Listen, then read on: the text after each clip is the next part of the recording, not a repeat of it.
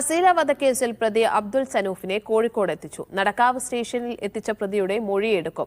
ചെന്നൈയിൽ നിന്ന് ഇന്നലെയാണ് സനൂഫിനെ കസ്റ്റഡിയിൽ എടുത്തത്. അസ്സലാമു അലൈക്കും, welcome back to Visal media. ഞാൻ ഫക്രുദ്ദീൻ ഫന്താവൂർ.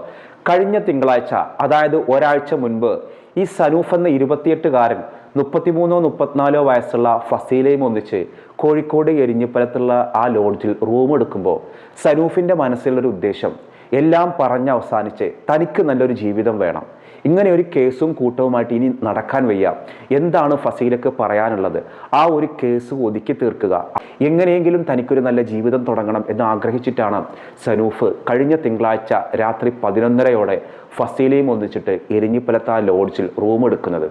അങ്ങനെ അന്ന് അവിടെ താമസിച്ചു. പിറ്റേ ദിവസം ഫസീലയോട് കാര്യങ്ങൾ സംസാരിച്ചു. ഇനിയും ഇങ്ങനെ മുന്നോട്ട് പോയാൽ പോരാ, നീ 2 വിവാഹം കഴിഞ്ഞ ഒരാളാണ്. ആദ്യ വിവാഹം പരാജയപ്പെട്ടു, ഡിവോഴ്സായി. രണ്ടാമതൊരു കല്യാണം കഴിച്ചു, അതിൻ്റെ കേസും കൂട്ടുകളും നടന്നുകൊണ്ടിരിക്കുന്നു. ഇതിനു മുൻപ് ഞാനൊരു ബസ്സിൽ ഡ്രൈവർ ആയിരിക്കുന്ന സമയത്താണ് നമ്മൾ തമ്മിൽ പരിചയപ്പെടുന്നത്. അതൊരു വലിയ അടുപ്പത്തിലേക്ക് മാറി. പിന്നീട് നീ എനിക്കെതിരെ ഒരു കേസ് കൊടുത്തു ഒറ്റപ്പാലത്ത്, ഞാൻ ലൈംഗികമായി പീഡിപ്പിച്ചു എന്ന് പറഞ്ഞുകൊണ്ട്. ഏതായാലും പരസ്പരം ഇഷ്ടത്തിൽ നടക്കാനുള്ളതൊക്കെ നടന്നു. ആ കേസിൽ ഞാൻ 89 ദിവസമാണ് ഞാൻ ജയിലിൽ കിടന്നത്.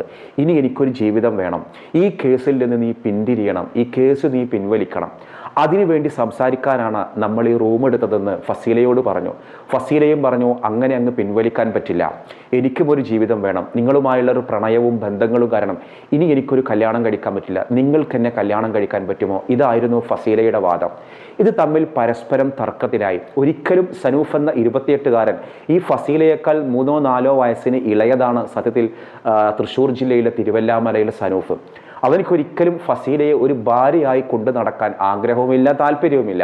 എങ്ങനെയെങ്കിലും ഈ കേസിൽ നിന്നൊഴിഞ്ഞ് മാന്യമായി സന്തോഷത്തോടെ ജീവിക്കണമെന്ന് ആഗ്രഹിച്ചത്. മറ്റൊന്നും ഈ വരവിൽ ലക്ഷ്യങ്ങൾ ഉണ്ടായിരുന്നില്ല. ഈ വിഷയമൊന്ന് പറഞ്ഞ് അവസാനിപ്പിച്ച് സന്തോഷത്തോടെ ഇറങ്ങിപ്പോവുക. പക്ഷേ അന്നവിടെ നടന്നത് വലിയ വാക്തർക്കങ്ങളായിരുന്നു. ഒരിക്കൽ പോലും തനിക്ക് അംഗീകരിക്കാൻ കഴിയാത്ത വാദങ്ങളാണ് ഫസീലയിൽ നിന്നുണ്ടായത്. എന്തു ചെയ്യണമെന്ന് അറിയാത്തൊരു നിമിഷം ഫസീലയുടെ മനസ്സിലെ ഉള്ളിലും തോന്നിയ കാര്യങ്ങൾ ഇതിവിടെ അവസാനിപ്പിച്ചു കഴിഞ്ഞാൽ ഇനി തനിക്ക് എങ്ങനെയാണ് ഒരാൺതുണയുണ്ടാവുക? തൻ്റെ ജീവിതവും വേണ്ടേ നോക്കുക. അതുകൊണ്ട് തന്നെ ഇത് പറഞ്ഞ് അവസാനിപ്പിക്കണമെങ്കിൽ ഒന്നുകിൽ വലിയൊരു തുക വേണം, അല്ലെങ്കിൽ എന്നെ വിവാഹം കഴിക്കണം. പക്ഷേ അതൊരു വലിയ തർക്കത്തിലേക്ക്, ആ തർക്കത്തിനിടയിൽ ബഹളം വെക്കാൻ തുടങ്ങി ഫസീല. മറ്റൊന്നും നോക്കിയില്ല. സനൂഫിൻ്റെ മുൻപിൽ ആ ബഹളം പുറത്ത് കേൾക്കരുത് എന്നൊരാഗ്രഹം മാത്രമേ ഉണ്ടായിരുന്നുള്ളൂ. ആ സമയം വായും മൂക്കും കൂടി ഒന്നിച്ചൊരു പൊത്തൽ. ഫസീലയുടെ മുഖവും വായും പൊത്തിപ്പിടിക്കുമ്പോൾ ആ ഒരു സനൂഫിൻ്റെ മനസ്സിലുണ്ടായിരുന്ന ഒരേ ഒരു ലക്ഷ്യം, ഇനി ഇതൊരു കേസായി മാറരുത്. മുമ്പ് ഒരിക്കലൊരു പേടലിൽ പെട്ടു, ഇനി താൻ വീണ്ടും ഒരു പീഡനത്തിന് ഇരയാകുമോ എന്നൊരു ഭയം. അതൊരു വലിയൊരു ഫോഴ്സ് ഉപയോഗിക്കാൻ തുടങ്ങി. തല ഒന്നാകെ പിടിച്ച് അമർത്താൻ തുടങ്ങി. ആ അമർത്തലിലും മുഖം പൊത്തലിലും പിന്നെ ഫസീല ഉണർന്നില്ല. അതായിരുന്നു ശരിക്കും ഫസീലയുടെ ജീവനെടുത്തത്. ഒരിക്കൽ പോലും ഫസീലയെ കൊലപ്പെടുത്തണം എന്ന് ആഗ്രഹിച്ചിട്ടല്ലത്രേ സനൂഫ് അവിടെ റൂം എടുത്തത്. സനൂഫ് ഒരു 28 വയസ്സുള്ള ചെറുപ്പക്കാരൻ മാത്രമാണ്. സനൂഫിൻ്റെ മുൻപിൽ നല്ലപോലെ ജീവിക്കുക എന്നൊരാഗ്രഹം മാത്രമായിരുന്നു. പക്ഷേ ഇതിനിടയിലുള്ള ഈ തർക്കമാണ് ഈ കൊലപാതകത്തിലെത്തിയത്. ഒരിക്കൽ പോലും ഫസീലയെ കൊലപ്പെടുത്തണമെന്ന ഉദ്ദേശത്തോടു കൂടിയിട്ടല്ല എരിഞ്ഞിപ്പലത്തെ ആ ഒരു ലോഡ്ജിൽ റൂം എടുത്തത്. എരിഞ്ഞിപ്പലത്തെ ലോഡ്ജ് എന്ന് പറയുന്നത് കനോലി കനാലിന് സമീപമുള്ള ലോഡ്ജിൻ്റെ ഒരു 300 മീറ്റർ അപ്പുറത്താണ് വിവാദമായ മറ്റൊരു ക്രൂരമായ കൊലപാതകവും അരങ്ങേറിയിരുന്നത്. തിരൂർ ഭാഗത്തുള്ള സിദ്ദീഖ് എന്നു പേരുള്ള ഒരു ഹോട്ടൽ ഉടമയെ ഒരു കമിതാക്കൾ ക്ഷണിച്ചു വരുത്തി ഹണി ട്രാപ്പിൽ ഉൾപ്പെടുത്തി കഷ്ണങ്ങളാക്കി വെട്ടിനുറുക്കി ബേഗിലാക്കിയിട്ട് മലയരിവാടങ്ങളിൽ കൊണ്ടിട്ടതും ഈ ഒരു ലോഡ്ജിൻ്റെ സമീപത്തുള്ള മറ്റൊരു ലോഡ്ജിലായിരുന്നു. ഏതായാലും ഇത് ആക്സിഡൻ്റലി ഇങ്ങനെ സംഭവിച്ചു പോയി. ദേഷ്യമൊക്കെ തീർന്നു. സനൂഫ് കൈ മാറ്റിയപ്പോൾ ഫസീലയുടെ മേത്ത് ശ്വാസമില്ല. അവിടെ കിടത്തി അവൻ മെല്ലെ പുറത്തിറങ്ങിയ സമയത്താണ് ഹോട്ടലിലെ ഈ ലോഡ്ജിൻ്റെ ഉടമ ഇതിൻ്റെ അഡ്വാൻസും കാശും ചോദിച്ചത്. ഞാൻ ATM നിന്ന് കാശെടുത്ത് വരാം എന്ന് പറഞ്ഞുകൊണ്ട് ഈ വാതിൽ പുറത്തുനിന്ന് പൂട്ടിയിട്ട് അവൻ മെല്ലെ പുറത്തിറങ്ങി. അവനക്കറിയാം ഇതൊരു വലിയ അപകടമാണ്. ഫസീല മിക്കവാറും മരണപ്പെട്ടിട്ടുണ്ടാവും. ഇനി തൻ്റെ മുന്നിലുള്ളത് രക്ഷപ്പെടൽ മാത്രമാണ്. അവിടെ കൊടുത്ത അഡ്രസ്സാണെങ്കിൽ വ്യാജമായ അഡ്രസ്സാണ്. ഫോൺ നമ്പറൊന്നും അവൻ്റെ നമ്പറല്ല. അവൻ ആ സുഹൃത്തിൻ്റെ കാറ് മുന്നിച്ച് വരാൻ ഉപയോഗിച്ച ആ കാറ് മുന്നിച്ച് നേരെ പാലക്കാട് പോയി. ഇനി സുഹൃത്ത് പെടണ്ട എന്ന് കരുതിയിട്ടാവണം ആ കാറ് അവിടെ ഉപേക്ഷിച്ച് ട്രെയിനിൽ അവൻ ബാംഗ്ലൂർ പോയി. ഈ ട്രെയിനിൽ ബാംഗ്ലൂർ കയറുന്നതിൻ്റെ CCTV ദൃശ്യങ്ങൾ പോലീസിന് ലഭിച്ചു. പിറ്റേ ദിവസമാണ്, അതായത് തിങ്കളാഴ്ച വന്നിട്ട് ഈ റൂം എടുക്കുന്നു. അങ്ങനെ ചൊവ്വാഴ്ചയാണ് ഈ ഒരു ഹോട്ടലുകാർക്ക് സംശയം തോന്നിയിട്ട് ഫസീലയുടെ മൃതദേഹം ലഭിക്കുന്നത്. യാതൊരുവിധ ബലം പ്രയോഗിക്കുന്നതിൻ്റെ പാടുകളും ഇല്ലാതിരുന്നത് ഇതുകൊണ്ടാണ്. ഇതൊരു പ്ലാനഡ് മർഡർ ആയിരുന്നെങ്കിൽ, അതായത് അങ്ങനെ പ്ലാനഡ് ആയിട്ട് കൊല്ലാനായിരുന്നെങ്കിൽ ബലം പ്രയോഗിക്കുന്നതിൻ്റെ എന്തെങ്കിലും അടയാളങ്ങൾ ആ ഒരു സ്ഥലത്തുണ്ടാകുമായിരുന്നു. ഇത് ബഹളം പുറത്ത് കേൾക്കാതിരിക്കാൻ വേണ്ടി പെട്ടെന്ന് ചെയ്തൊരു കാര്യം, അതാണ് ഫസീലയുടെ ദുരന്തത്തിനിടയാക്കിയത്. ഇവൻ രക്ഷപ്പെട്ട് നേരെ ബാംഗ്ലൂർ പോയി. ഇവനിക്ക് മനസ്സിലായി, ഇവൻ അവിടെ പോയിട്ട് ചാനലുകൾ വെച്ച് നോക്കി. ആ സമയത്താണ് ഇവൻ ഈ ഒരു കൊലപാതകത്തെക്കുറിച്ചുള്ള വാർത്തകളും ഇവൻ്റെ ഫോട്ടോസുകളും ഇവനെ കാണാനില്ല എന്ന് പറയുന്ന, ഇവനെ എത്രയും പെട്ടെന്ന് കണ്ടെത്തണം എന്നുള്ള പോലീസിന് ഇൻഫർമേഷൻസ് ഒക്കെ വന്നത്. ഇവൻക്ക് അപകടം മനസ്സിലായി. ഈ ഒരു രീതിയിൽ താൻ ഇനി മുന്നോട്ട് പോയാൽ കാര്യമില്ല, തൻ്റെ ഫോൺ സ്വിച്ച് ഓഫ് ആക്കണം, എങ്ങനെയും രക്ഷപ്പെടണം. അങ്ങനെ അവിടെ നിന്ന് എന്ത് ചെയ്തു, മീശയൊക്കെ വടിച്ചു, ഡ്രസ്സുകളൊക്കെ ഇടക്കിടക്ക് മാറ്റി അവനൊരു ട്രെയിനിൽ തന്നെ നേരെ ചെന്നൈയിലേക്ക് വിട്ടു. അവനക്ക് മനസ്സിലായി ഇനി അധികം തനിക്കിനി ജീവിക്കാൻ പറ്റില്ല, അല്ലെങ്കിൽ ഇങ്ങനെ സുഖകരമായിട്ട് നടക്കാൻ പറ്റില്ല. ഈ സമയത്ത് കേരള പോലീസ് 3 ടീമാക്കി തിരിച്ചിട്ട് ഇവനെക്കുറിച്ച് അന്വേഷിക്കുന്നുണ്ട്. ഇവൻ ട്രെയിനിലാണ് ബാംഗ്ലൂരിൽ പോയത് എന്നുള്ള CCTV ദൃശ്യങ്ങൾ ലഭിച്ചു. ഇതുപ്രകാരം സകലമായ ലോഡ്ജുകളിലും പള്ളികൾ, അതേപോലെ ഈ ദർഗകൾ, ഇതിലൊക്കെ കേന്ദ്രീകരിച്ച് അന്വേഷണം നടക്കുന്നുണ്ട്. ഇവനൊരു കർണാടക സ്വദേശിയുടെ സുഹൃത്തായ ഒരു കർണാടക സ്വദേശിയുടെ അഡ്രസ്സ് ഉപയോഗിച്ചിട്ട് ഒരു സിം കാർഡൊക്കെ തരപ്പെടുത്തിയിട്ടാണ് ഇവൻ അവിടെ നിന്ന് പോയത്. ഇവൻ പരമാവധി ഫോൺ ഉപയോഗിക്കാതെ വൈഫൈയിലാണ് വീഡിയോ കോളുകൾ ചെയ്തുകൊണ്ടും വൈഫൈ ഉപയോഗിച്ചുകൊണ്ട് വാർത്തകൾ കണ്ടിട്ടും തന്നെക്കുറിച്ച് പറയുന്ന വാർത്തകൾ എന്താണ്, അന്വേഷണം എവിടം വരെ എത്തി, ഇതൊക്കെ ഇവൻ കൃത്യമായിട്ട് നിരീക്ഷിക്കുന്നുണ്ടായിരുന്നു. അതുകൊണ്ട് തന്നെ ഫോണ് കൃത്യമായിട്ട് ഇത് നിരീക്ഷിക്കാൻ പോലീസിന് കഴിഞ്ഞതുമില്ല. ഇവൻ നേരെ പോയത് പിന്നീട് ചെന്നൈയിലേക്കാണ്. ഈ ചെന്നൈയിലേക്ക് പോകുമ്പോൾ 1-2 നിമിഷം ഇവൻ ഫോൺ ഓൺ ചെയ്തു. ഈ ഓൺ ചെയ്തത് പോലീസിൻ്റെ കയ്യിൽ കിട്ടി. ഈ സമയത്ത് പോലീസിന് മനസ്സിലാക്കി ഇവനക്കുള്ള യാത്ര ബസ്സിലാണോ ട്രെയിനിലാണോ എന്നൊന്നും അറിയില്ല.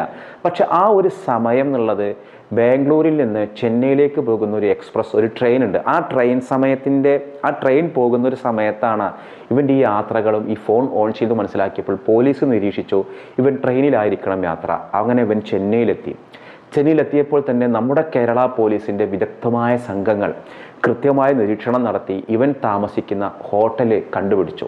അങ്ങനെ ഈ ഒരു ഫോൺ ഇവന് ഇനി വൈഫൈ ഓണാക്കിയാലും ഫോണ് പോലീസിന് കിട്ടുന്ന രീതിയിലുള്ള ആധുനിക സംവിധാനങ്ങളും പോലീസ് ഉപയോഗപ്പെടുത്തി. അങ്ങനെ ഇവൻ താമസിക്കുന്ന ഹോട്ടൽ കണ്ടെത്തി.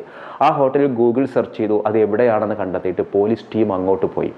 ഇവൻ ആ സമയത്ത് ഹോട്ടലിൽ സവിസ്തരം വിശ്രമിച്ചുകൊണ്ടിരിക്കുകയാണ്. കാരണം ഒരിക്കൽ പോലും താൻ പിടിക്കപ്പെടില്ല എന്നും തൻ്റെ രൂപവും ഭാവങ്ങളൊക്കെ മാറ്റി പോലീസിനെ വെട്ടിക്കാൻ വേണ്ടിയിട്ട് ഫോണ് കൃത്യമായിട്ട് കുടുംബത്തിൽ ആർക്കും വിളിക്കുന്നില്ല.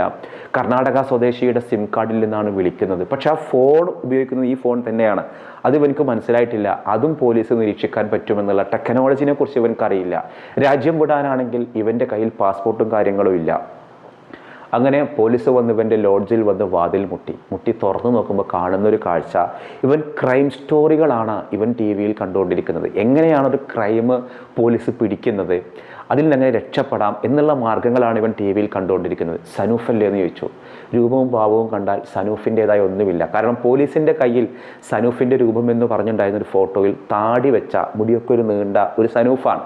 പക്ഷേ ഇവനെ കയ്യിൽ കിട്ടിയപ്പോൾ അങ്ങനെ അല്ലായിരുന്നു. താടി മീശയൊന്നും ഇല്ലാത്തൊരു രൂപത്തിലാണ്.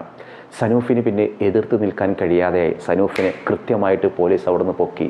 കഴിഞ്ഞ ദിവസം ഇവിടെ കൊണ്ടുവന്ന് ചോദ്യം ചെയ്തപ്പോഴാണ് മുമ്പ് ഞാൻ പറഞ്ഞ ഈ കാര്യങ്ങൾ അവൻ പോലീസിനോട് പറഞ്ഞത്. ഒരിക്കലും ഞാൻ കൊലപ്പെടുത്തണം എന്ന ഉദ്ദേശത്തിലല്ല ഫസീലയുമായിട്ട് ഈ കോഴിക്കോട് എരിഞ്ഞിപ്പുറത്തെ ഹോട്ടലിൽ റൂം എടുത്തത്. എല്ലാം പറഞ്ഞ് അവസാനിപ്പിക്കണം, എനിക്കൊരു നല്ല ജീവിതം തുടങ്ങണം. പക്ഷേ അതൊരു വലിയ തർക്കത്തിലേക്കെത്തി. ആ തർക്കത്തിനിടയിൽ അവൾ ബഹളം വെച്ചു. ആ ബഹളം പുറത്ത് കേൾക്കാതിരിക്കാൻ ഞാൻ അവളുടെ മൂക്കും വായും പൊത്തിപ്പിടിച്ചു. പക്ഷേ അതൊരു മരണത്തിലെത്തി. മറ്റൊന്നും എനിക്ക് ചെയ്യാനുണ്ടായിരുന്നില്ല. അങ്ങനെ ഞാൻ ഒരിക്കലും പിടിക്കപ്പെടില്ല എന്ന് കരുതി അവിടെ നിന്ന് രക്ഷപ്പെടാൻ ശ്രമിച്ചതാണ്. ബാംഗ്ലൂർ എത്തിയപ്പോഴാണ് നിങ്ങൾ എൻ്റെ പിന്നാലെയുണ്ടെന്ന് എനിക്ക് മനസ്സിലായത്. പക്ഷേ എനിക്ക് രക്ഷപ്പെടണമായിരുന്നു, ജീവിക്കണമായിരുന്നു. പക്ഷേ ഒടുവിൽ അവനും പോലീസിൻ്റെ കൈകളിലെത്തി. ഒന്ന് ആലോചിച്ച് നോക്കൂ, വഴിവിട്ട ബന്ധങ്ങൾ ഏതൊക്കെ രീതിയിൽ ഏതൊക്കെ മനുഷ്യരുടെ ജീവിതങ്ങളാണ് തകർക്കാൻ പോകുന്നത് എന്നുള്ളത്. ഒരുപാട് സ്വപ്നം കണ്ടൊരു ഫസീല, ജീവിക്കണമെന്ന് ആഗ്രഹിച്ച് കൊതി തീരാത്തൊരു പെൺകുട്ടിയാണ്. അവരുടെ ജീവിതത്തിൽ പല നിലപാടുകളും പല നിഗമനങ്ങളും പല തീരുമാനങ്ങളും തെറ്റിപ്പോയിട്ടുണ്ടാവാം. പക്ഷേ അതൊരു കൊലപ്പെടുത്താനുള്ളൊരു കാരണമല്ലല്ലോ. അവരും ആഗ്രഹിച്ചത് സന്തോഷമുള്ളൊരു ജീവിതമാണ്. പക്ഷേ കിട്ടിയതോ അതിക്രൂരമായ ഒരു വധശിക്ഷ തന്നെ കിട്ടിയത്. ഇവനും ആഗ്രഹിച്ചത് എന്താണ്? അങ്ങനെയൊക്കെ പറ്റിപ്പോയി, എനിക്കിനിയും നന്നാവണം, ജീവിക്കണം എന്നുള്ളതാണ്. പക്ഷേ ചെയ്തു വെച്ച മാർഗങ്ങളൊക്കെ തെറ്റായതുകൊണ്ട് ഒരു കൊലപാതകയാവാനായിരുന്നു സനൂഫിൻ്റെ വിധി. 2 ജീവിതങ്ങൾ തകർന്നു. അവർക്ക് വേണ്ടി വേദനിക്കുന്ന 2 കുടുംബങ്ങളുണ്ട്, അവർക്ക് വേണ്ടി വേദനിക്കുന്ന മാതാപിതാക്കളുണ്ടെന്നുള്ളത് ഇവർ ഓർക്കാതെ പോയി.